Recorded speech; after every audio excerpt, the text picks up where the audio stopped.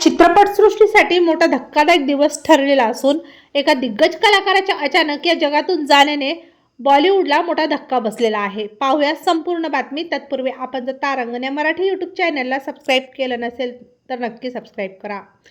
बॉलिवूडला अजय देवगणसारखा दिग्गज सुपरस्टार देणारे आणि 90च्या दशकात एकापेक्षा एक ब्लॉकबस्टर चित्रपट प्रेक्षकांना देऊन प्रेक्षकांचं भरभरून मनोरंजन करणारे ज्येष्ठ अभिनेते दिग्दर्शक कुकू कोहली यांचं वयाच्या 77व्या वर्षी निधन झालेलं आहे. मुंबईतील कोकिलाबेन धीरूभाई अंबानी रुग्णालयात त्यांनी अखेरचा श्वास घेतला. त्यांचे मूळ नाव संदेश कोहली असून अनेक दशकापासून हिंदी चित्रपटसृष्टीत दिग्दर्शक म्हणून ते कार्यरत होते.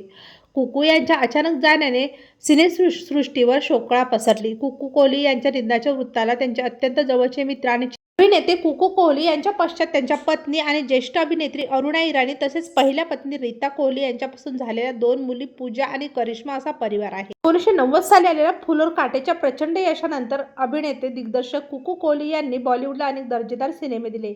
1994 साली आलेला स्वाग या चित्रपटाद्वारे त्यांनी पहिल्यांदाच अजय देवगण आणि अक्षय कुमार या 2 ॲक्शन स्टार्सना एकत्र आणले. करिश्मा कपूर आणि नगमा यांच्या मुख्य भूमिका असलेला हा चित्रपटही त्यावेळी तुफान गाजला. याशिवाय त्यांनी कोहराम, हकीकत, जुल्मी, अनाडी नंबर 1 आणि ये दिल आशिकाना यासारख्या अनेक चित्रपटांचे दिग्दर्शन केले. 2004 साली त्यांनी रिलीज झालेला ओ तेरा नाम था त्यांचा दिग्दर्शक म्हणून अखेरचा चित्रपट ठरला. तेव्हा मित्रांनो, आपल्या तारंगण या मराठी यूट्यूब चॅनलतर्फे अभिनेते दिग्दर्शक कुकू कोहली यांना भावपूर्ण श्रद्धांजली.